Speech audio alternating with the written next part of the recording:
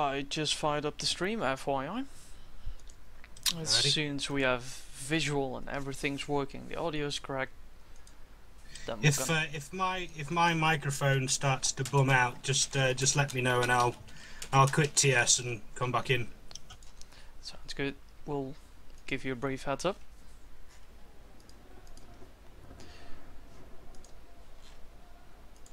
Oh, look at this! A Cerberus and 2 Essexes. Oh, Trincomalee, Niagara and Essex. It's an interesting, very interesting. It's nice to at least see a difference.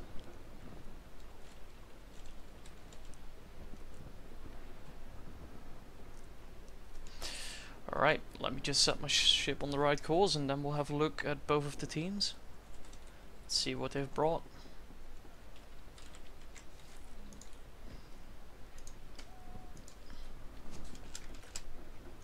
At request of people, let me just send that message out. Alright, and here we go, FRL run. FRL, to use that one well. They seem to be turning in. They bring a Trink, Niagara and Essex. Well, let's see what kind of loadout they're bringing. The Niagara actually has... I'm thinking those are longs. Well, the two Essexes have got carronades, and the Cerberus is on either mediums or longs. It's interesting. It seems that FRL as a whole has decided to to go with long guns, even with a Niagara on the team, which was quite surprising.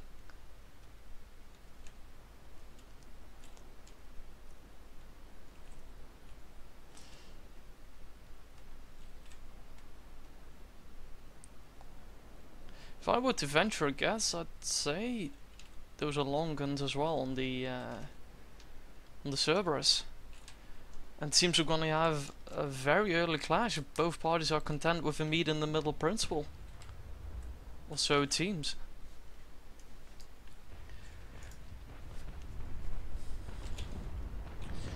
Some proper shots at the mast initially. Surprised you pay for charging in.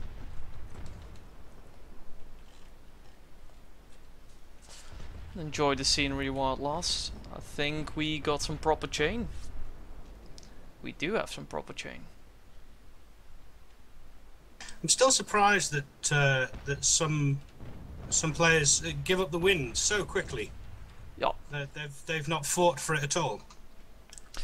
No, I've always, at least in my hours of experience, I figured there's two types of people. People that want to be in a kiting position, so they don't care about the win, and people who do want to have the win. And effectively, the latter one always dictates the engagement. And the former has to adjust. Sorry. Yeah, that's the thing, isn't it? Mm-hmm. Now they've got lobsters trailing behind here a bit.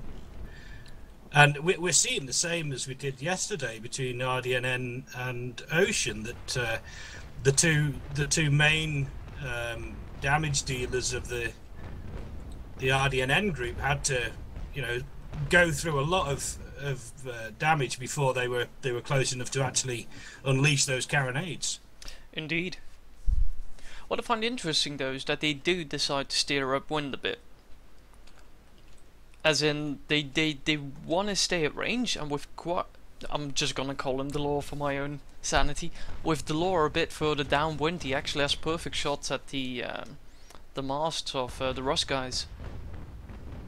Because if you look at the sales of Techno, 74%, and Bye-Bye 88%. Yes. Yeah. This is very well played. What Delore is doing, he can continue shooting, and all Des Moines and Horel have to do is to just not get shot in the process. And if they sail away with carronades, that range, that'll not cut it. That'll most definitely not cut it at all. Well, Babet and Des Moines, or Des Moines, I don't know how you pronounce it, they're about to get stuck into it, aren't they? There goes Bye-Bye, I think he's lining up. Yeah, there goes the first hull broadside.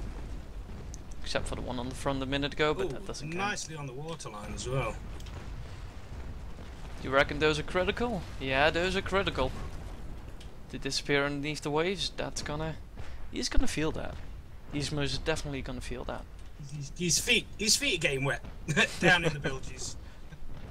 But look at it. The surface of RUS is just obsolete. Yeah, it is. Yeah. Mind you, he has got longs, so at least he can chain. Well, we saw yesterday as well that Cerberus was just too slow to keep up with the Trings in the engagement, and seeing the speed at which the Trings and the Essexes are sailing, I wonder if he will even catch up in the next 5 minutes. They're just casually firing away. With the heal, that's true though. With the heal that Des Moines has at the moment, the leaks will actually be mitigated as soon as he depowers or does anything to stabilize the ship. That doesn't do Babet any favours at all. He missed half his broadside. Ooh, that's not like him.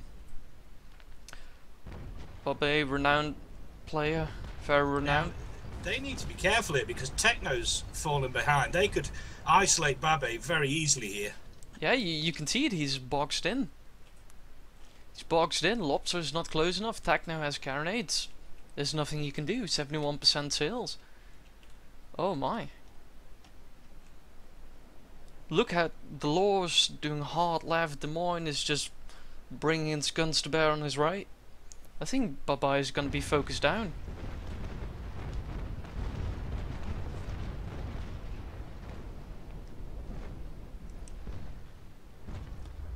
Lots of smoke developing. But have you looked at the side structure of Des Moines? Babet landed the proper broadside. Yes, he didn't miss any on that one. Oh, kissy kissy. I think they were trying to take his bowsprit off there, weren't they? The snuggling I wonder if continues. they're gonna board. I wonder if one of them has got a boarding fit. I don't think so, really. It's possible. Tag has repaired his sails now, trying to catch up with Babet, and I think Babet in a minute will just try and steer right and stay clear. But then again, he has carronades. This is what he wants. He wants to be up close and personal. He wants close. Yeah, he wants close. He needs close. Let's look at this a bit more cinematic. Yeah, he's trying to push... I don't know who's commanding it. Des Moines into the wind? Or is it just merely maneuvering? No, I think he was probably trying to push him into wind there. This is actually surprising. Look at the health of Babet. And in the brief moment he has been hugging Des Moines, he's already took his side down. Side structure. He did a lot of damage there, and Techno 5 has caught up quite quickly now as well. That Niagara is gonna get it. If he gets a proper broadside in, you can ride that ship off effectively. No, he missed a few there. Quite a lot, sadly. Interesting match though. Lobster's almost caught up with the Niagara. I actually feel the odds turning back into the RUS camp. What do you think? I'm not saying they're... Well, I think Babet did very well to just hold his own at that point. He hasn't managed to get any damage into Quarius yet. I think Quarius was just too far forward, wasn't he? I think so. But I think Quarius is getting his fair share right now. Yeah, and at that range, none of those miss. Now, Des Moines has got a problem now because his starboard side, which is his weakest side, is going to get double teamed by Techno and Babet now, isn't it? He's going to be in trouble unless he does something. This is such a nice play. Babet was able to hold his own for so long that he actually just had to force the French away. It's an incredible play. And now they've got Quarius and Des Moines split up. RUS is disappearing off on his own. Quarius Not has. entirely sure. Oh, look at this! Look at what Babet is doing. Now that's a good move. They're gonna do a complete sandwich. sandwich. That second, yeah. Des Moines desperately trying to get his left broadside into the struggle.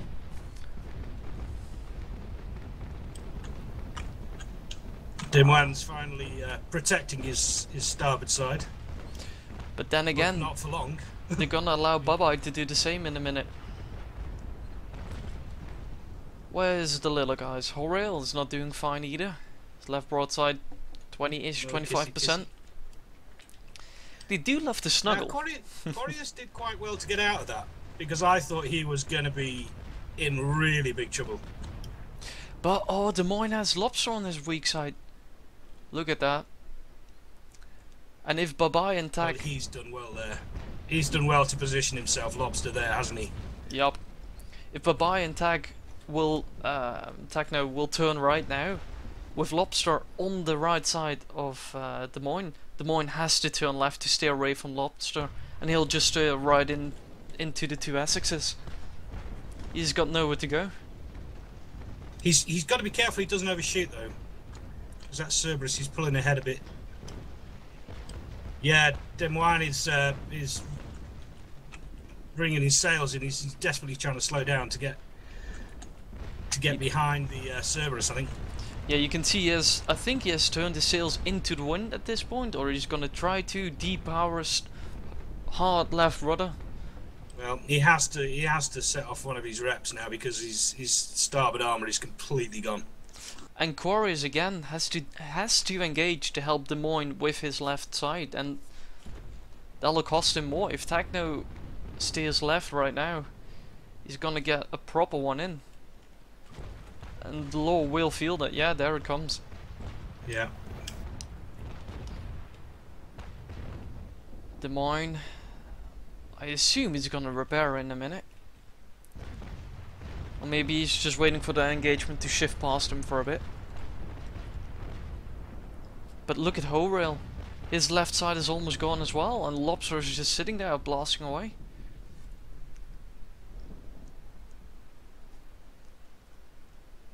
I was initially quite happy with how the French were shooting the sails. Yes, yeah. Des Moines is on his rep. Des Moines, now, Lobster, if he's smart, will get his broadside into the starboard side of Des Moines as quickly as possible, just to block that repairing. I'm fairly sure Des Moines must have at least a pump module or perk assisting, because if you have no side structure on one side, you're taking a water so fast, and especially in a trink, you should be able to see that relatively soon. There we go. There's Lobster. Yep. Getting his broadside into Des Moines. Their focus fire is relentless. The RUS guys really know what they're doing. Because Des Moines has one wrecked broadside, Horail has one completely shattered side, and then there's the Law, who luckily now has his good side in the engagement. Wow, this is brutal. I mean, looking at the health of the RUS ships, Techno 5, I mean, he's hardly taken any damage at all, apart from his sails early on. It is incredible. Even Bye-Bye, look at Bye-Bye. He still hasn't repaired yet. He's just sailing around. Like he doesn't even care. And the problem with Des Moines now as well, for the people that don't know, that maybe aren't experienced at the naval action plays, if you shoot someone's left side, right, cannonballs can fly through and damage your right side. So even though, for example, in Des Moines' situation, he has his left side turned towards the enemy, his right side will always take a battering, albeit much less than his left side.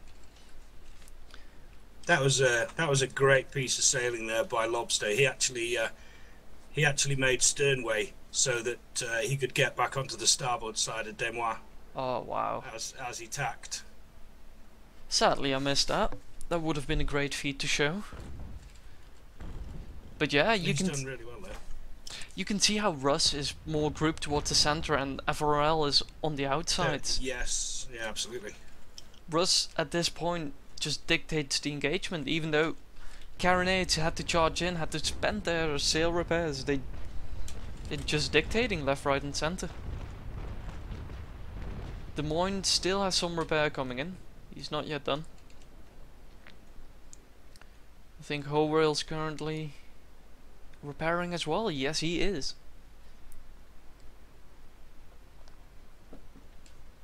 User left your channel.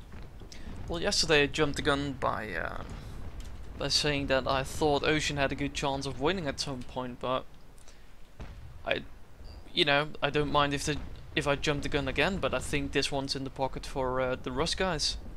I mean, just look at Techno. Techno alone could win this.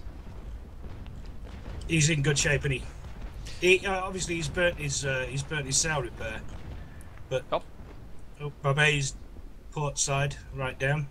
I think Babet is gonna repair now, or maybe he's gonna continue for a bit. He's in no rush, right? He can just wait. He can. Yeah, well, at the moment the FRL team are really split up. Babet only has to come over to the starboard to rejoin, and they can isolate 2 out of the 3 FRL ships and finish it off pretty quickly. And with the Cerberus having longs, I think it was longs, he can just It was, yeah, he can continue his barrage on Ho Rail without a problem, and yeah, continue to chase down Des Moines, who can't maneuver, because if he maneuvers, the Cerberus will get him for that. Techno still, yeah, in the excellent condition.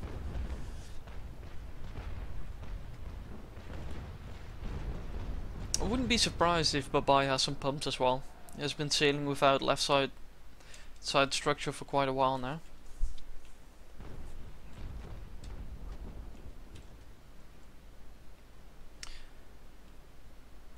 Something I did notice though, the chain broadsides in this match did seem to do more damage to the sails than in the last match, which leads me to believe that these guys don't have anything sail related,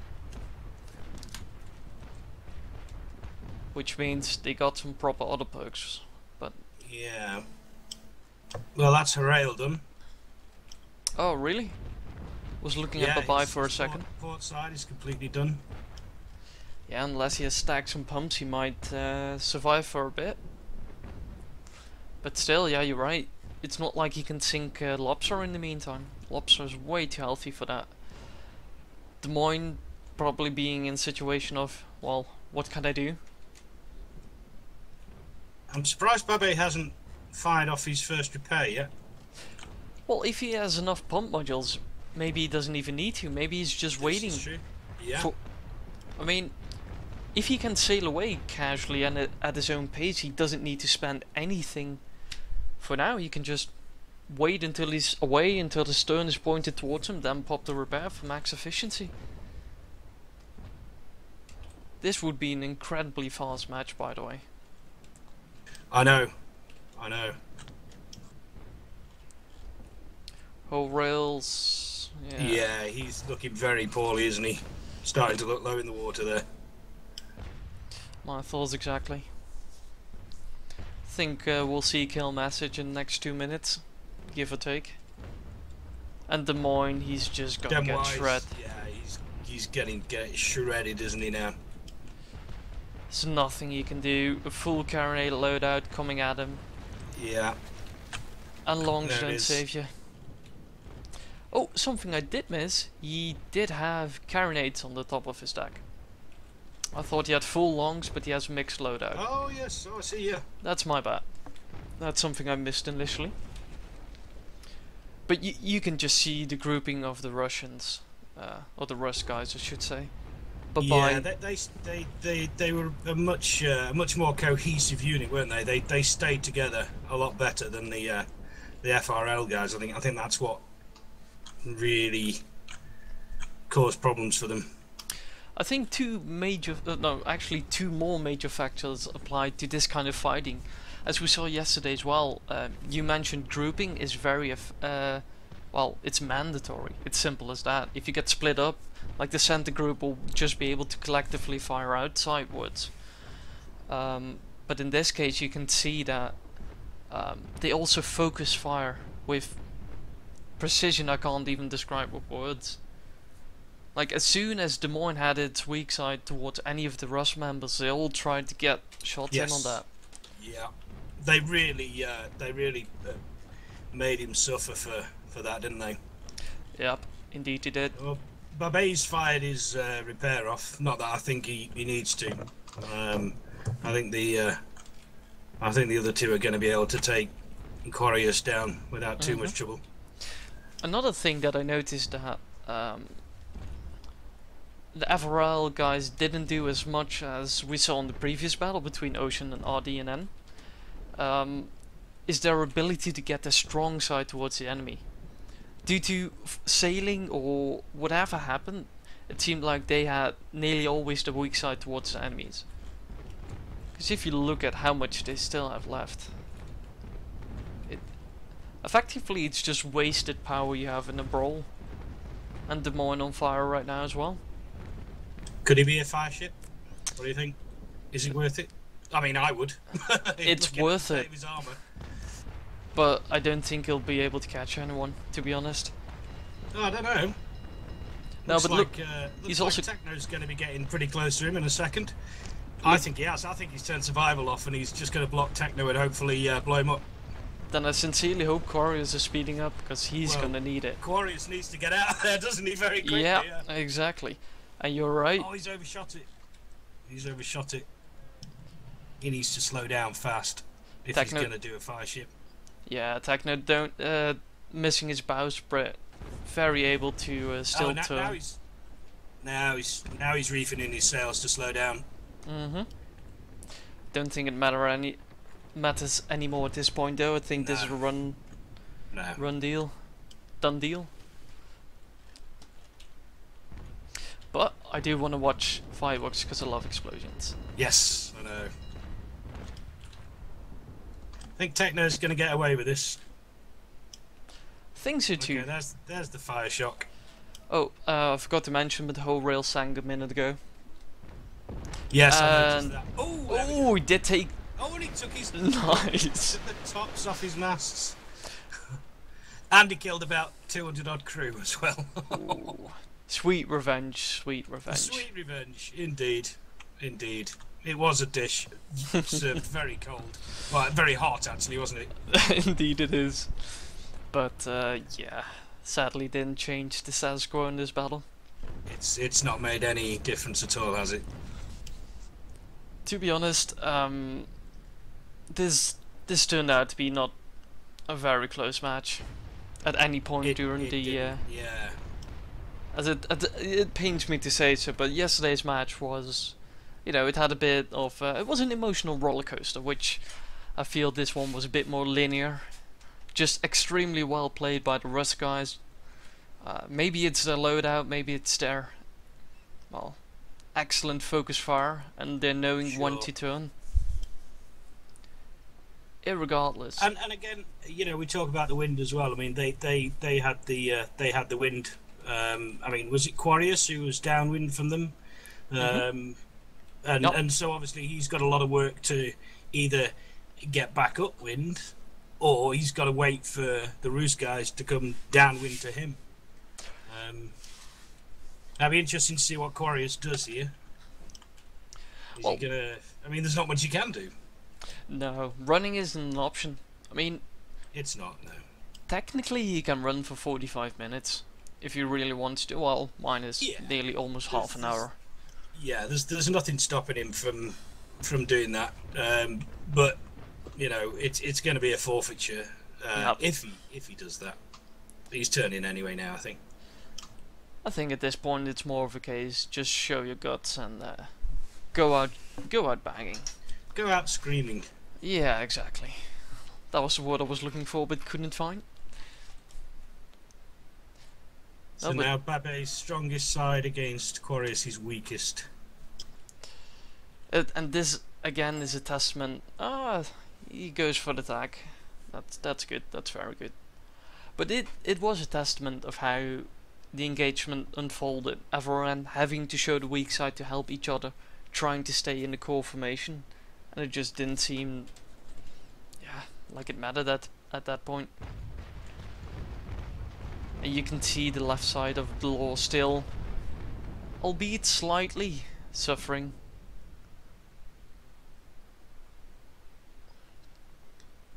But to come back at the statement you made a minute ago, you were right. RUS went for the win. Albeit from a kiting position, the position of the law was actually very interesting as well.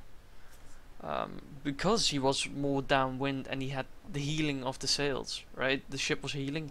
He could have, and he did have, perfect shots at the sails of, I think it was Babai and Techno. And you saw they suffered quite heavily and they were even forced to pop They the did. sail repairs. Yeah, yeah. Which is exactly what you want if you bring long guns and you have to fight a carronade loadout. It's the only thing you can do. Slow them down and increase the range of the engagement. Sure. Yeah.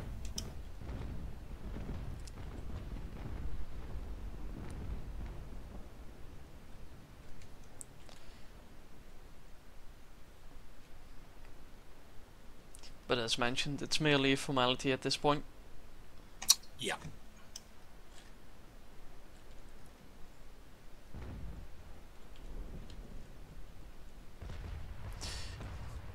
Techno in the background, wishing he hadn't popped the sail repair. Then again, 19% sales, even if you were to patch it up to 60, that's quite horrible.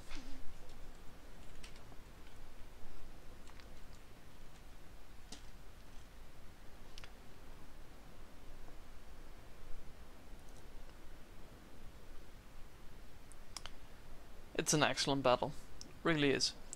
Makes me want to think that if they can keep this up, RUS can be one of the contestants for the later rounds. Yeah, it was a very convincing win. I mean, obviously it's not over yet, but it's, unless Quarius can do some amazing stuff, I don't see how he's going to get out of this. No. I think, you know, if it was a close case, right, say Lobster had 5% side armor left and side structure Babet at 5%, you could argue that you could go for an extensive hit and run guerrilla kind of tactic to maybe snipe one or two off. I mean, Techno's out of the running. You could give it a try, but given the circumstances, I'd say almost tap out. Not in the meaning of surrender, but in the meaning of go out screaming, as you said it. Pinning him in nicely now. Mm-hmm. I think we're just about to see the final strikes. Oh, is it going to be a long kiss goodnight? Kissy kissy, mwah. Just like I think it was Tommy in the last battle, a Yeah, it last was, snuggle yeah. goodbye. I'll give you a long kiss goodnight. And you can see, I'm trying to zoom in on it, the beautiful bow figure of the Essex. It's a pretty ship for sure. It's a shame to see so many holes in it. But there goes the law.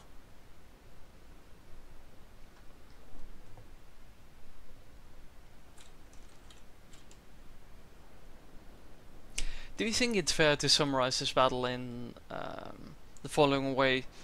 FRL had a good kiting position initially and it did excellent work on the rigging, but they just weren't able to fight off the discipline and the formation of the RUS guys. Yes. Yeah. Yeah, definitely.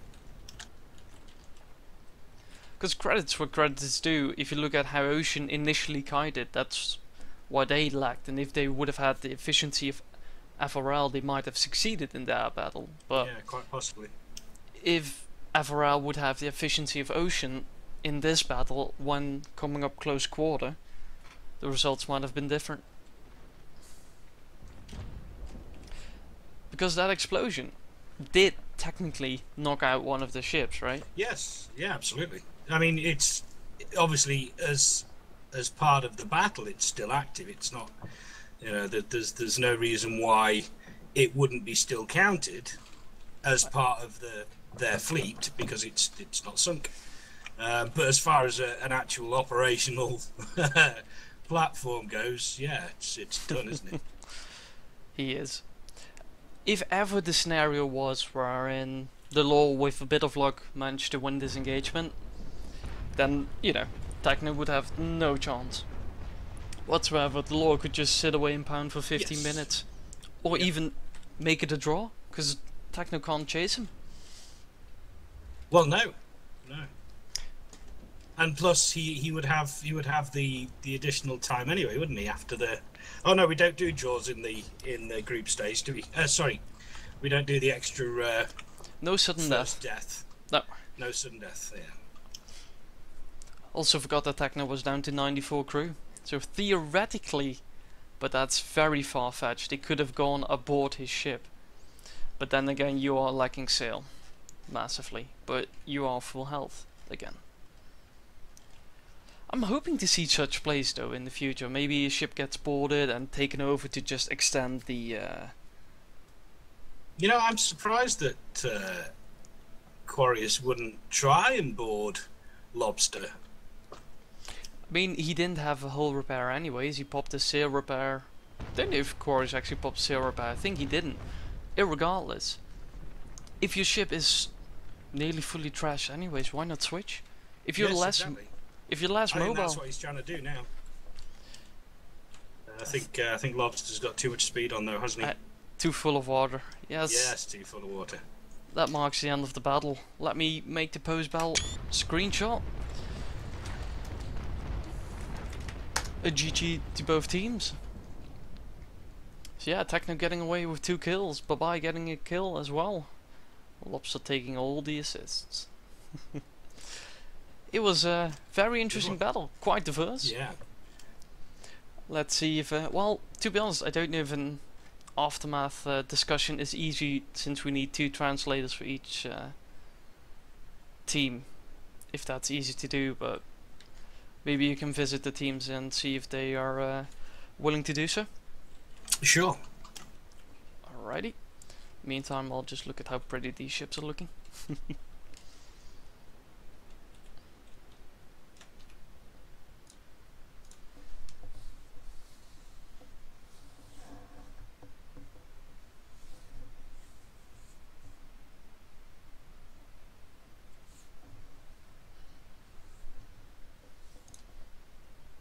No, I'm just thinking we don't have Dumpert, do we? I think he... Yeah, He's Dumpert down left, in I lobby think. too, but he's away, isn't he? Sadly. Yeah, I think we might have to forsake the aftermatch chat because no translators, unfortunately. Maybe we can just summarize it real quick. I gave a shot in the dark a minute ago with my one-liner. What was your analysis, or what was your, you know, emotional roller coaster, as it were, during this battle? Well, the thing is, when you take longs and you give up wake wind up. straight away, that's a main problem. Okay, so it's obviously going to be a good idea if you've got longs to attack the sails, which they did, but at the same time they're wasting a lot of energy in turning, and the opposition can just, you know, straight to you, really. So unless you're going to take the wind and keep it with the longs and keep nailing the sails, longs really aren't going to play a part in this tournament, I don't think. I think it's been shown that the carronades are too effective against a long type tactic, especially when the tactic is, in my opinion, played wrong. But after that, you know, after that initial engagement, they really struggled because they fell straight into the RUS's his hands. And you know, we said before, the unit cohesiveness of the RUS's, you know, the FRL guys were spread out all over the place. There was no, you know, they didn't gel at all as a group, whereas the RUS did exactly the opposite. I'm still waiting for a team with longs equipped to dare to actually sail upwind instead of downwind. You're completely correct to think that if you have long guns and you sail downwind, eventually you'll be fine, right? You'll shoot the sails and you can sail away faster. That is correct. But if you sail upwind, they have such a hard time even getting to you, and then you can stretch out the time you have for them to close the gap. Downwind, Exactly. Yeah. you both sail at top speed towards each other, and it's either one team sails straight ahead and one team sails at 135-ish, or you sail upwind like 315, and the enemy team has to sail like a 20-40-ish course to even get to you. And that'll stretch out the time you have to shoot at the sails. You could even go for balls for maybe even 2-3 broadsides initially. Yeah, absolutely. A very convincing win, though. I mean, that was done in what, 25 minutes? Yep. Or so. No, exactly. I think it was 23 minutes, and that's all it took. Yeah. So hopefully some of the other teams are watching and picking up lessons and going, right, we don't want to be doing that. Just a quick heads up in between for the people that are now watching. In 25 minutes, the next battle will start. We're just going to do a few more minutes of review, aftermath discussion. Then the stream's going to go offline for a few minutes, giving us a quick break, and then it's going to come online at exactly 10 o'clock again. Or at least in 25 minutes, which for me is 10 o'clock. With that said, I think they're a major contester. I really think they are. If they can keep this up. Yeah. But you know, I mean, these broadcasts are you know, they're valuable intel for the other teams that haven't fought yet, and the teams that have fought yet. You know, it's all good information for the other teams. You know, the other teams are going to be watching these broadcasts, and you know, they're going to be working out new tactics and new ways of doing things. So as we progress, although we might see what we think are strong teams initially, we might see that you know, with this information that other teams have available watching the other fights, we might see them start to fall behind. So it'll be interesting to see. Yeah, I couldn't agree more. I think you phrased it perfectly. Spot on. Only begs the question to me then, what is Carronade, the Carronade loadout undefeatable, or is it just the lack of creativity on the long gun side that allows them to be undefeatable? I think it's just the wrong tactics being used by the people using long guns. I think, you know, they are a perfectly viable weapon to be used. It's just that we haven't seen them actually implemented correctly yet. Yeah, I think that kind of wraps up this one. We can do a very brief, like a 1 minute or 2 minute preview of the next match. The next match is going to be between the RUS clan and POWD. I'm not sure again what it stood for, POWD. Yeah, I don't know either. Pirates of the Drunken Watch, maybe? Dark Waters? I don't know. I prefer Drunken Watch. Pirates of the Drunken Watch. Yeah, that sounds better. We'll go with the Drunken Water guys. Yeah, that match is gonna kick off in 20 minutes-ish. On the side of ours we have Swan, we have Barry, and Captain Rhodey, if my memory serves me correct. And on the pirate side, ooh, that's Far Jack. We have Alex Joss, and we have third guy is out of my memory who that is. Anyways, you'll see in a few minutes. It's going to be an interesting matchup, a very interesting matchup. So yeah, stay tuned. The stream's going to go offline now, and it's going to be launched again in roughly 20 minutes. So see you in a bit.